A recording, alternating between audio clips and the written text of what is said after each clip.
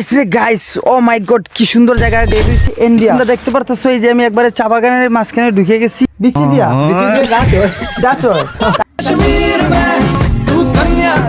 Hey, what's up guys, this is Raju and welcome back to my YouTube channel. চা বাগানে যে পাতাগুলো তুলে, পাতার ভিতর থেকে মনে হয় বিচিগুলো দিয়ে মনে হয় চা বানায়। হ্যাঁ চা বিচি দিয়া গাছ হয়।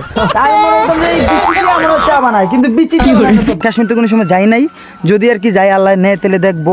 পিছনে আমার পিছনে যে সিনারিগুলো দেখতেছি, এই যে একটা কাশ্মীর,